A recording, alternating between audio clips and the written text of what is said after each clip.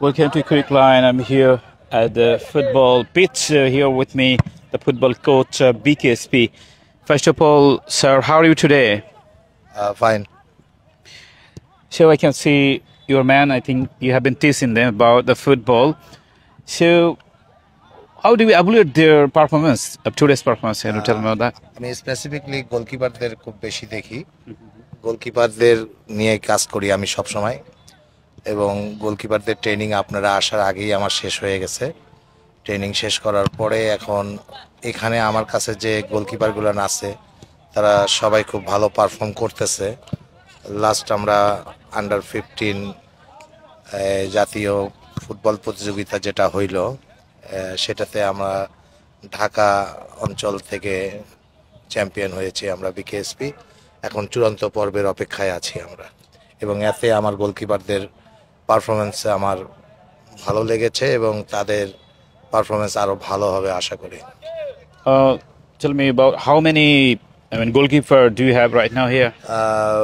TID এবং regular মিলায়া 12 জনের মতন গোলকিপার আমার কাছে এখন বর্তমানে আছে। এটার স্ট্রেংথ আগে 28 জনের ছিল, বর্তমানে আমার কাছে 12 জনের মতন আছে টিআইডির গোলকিপার সহ। So if I want to be a good goalkeeper, so what kind of qualities should I have? অবশ্যই আমাদের বাংলাদেশের গোলকিপারদের ভিতরে যা আছে সেটাকে আমাদেরকে আইডেন্টিফাই করতে হবে। বিশেষ করে মেন্টালি কারেজ, ফিজিক্যালি কারেজ, পাশাপাশি এক্সপ্লোসিভ পাওয়ার, যেটা আমাদের বাংলাদেশের ম্যাক্সিমাম গোলকিপারদের ভিতরেই আছে। আমাদের মনে হয় যে বাংলাদেশের গোলকিপারদের মেইন প্রবলেমটা হচ্ছে মেন্টাল। যদি মেন্টাল স্ট্রেংথ যদি থাকে, মেন্টাল পাওয়ার যদি থাকে একটা গোলকিপারের, তাহলে অনেকটা তার কাজ অনেক আগায় থাকে। টেকনিক্যালি ডেভেলপ করা খুব বেশি দিন লাগে না টেকনিক্যাল ডেভেলপ করতে, কিন্তু সাইকোলজি এবং মেন্টাল এটা একটা বিশাল ফ্যাক্টর বাংলাদেশের স্পোর্টসম্যানদের জন্য, বিশেষ করে ফুটবলে। So let's talk about the goalkeeper. You're talking about the goalkeeper. So who is the best goalkeeper in Bangladesh in your eyes? এখনো আমার দৃষ্টিতে জিকো, Anisur রহমান জিকো, তারপরে আপনার এই যে মিতুল মার্মা।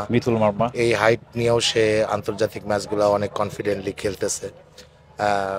আন্তর্জাতিক ম্যাচগুলোতে গোলকিপারদের যেমন শ্রাবণ এদের ফিগার অত্যাধিক সুন্দর। জিকোরও হাইট বাংলাদেশের লেভেলে চলে, কিন্তু আন্তর্জাতিক লেভেলে হয়তোবা শ্রাবণকে আগায় রাখতে হয়, আর এদেরকে হয়তোবা দেখা যাচ্ছে যে ইন্টারন্যাশনাল ম্যাচগুলোতে একটু হাইটটা ফ্যাক্টর। সেই ক্ষেত্রে বলা চলে এখনো বাংলাদেশে জিকো, তারপরে আপনার আর একটা গোলকিপার ওর শ্রাবণ, এদের মতন হাইটেবল গোলকিপার আমাদের বাংলাদেশে আরও দরকার। পাইপলাইনে আমার এখানে আন্ডার 15-এর এই যে 2টা 3টা 4টা গোলকিপার আছে, তাদের হাইট এবং আন্তর্জাতিক ম্যাচ খেলার অভিজ্ঞতা এখনো হয় নাই। আন্তর্জাতিক ম্যাচ কিন্তু তৈরি করতেছি, দেখা যাচ্ছে ভবিষ্যতে তাদেরকে ইয়ুথ টিম থেকে ন্যাশনাল টিমের পার্টিসিপেট করার মতন ক্যাপাবিলিটি তৈরি করে দেওয়া যায় কিনা।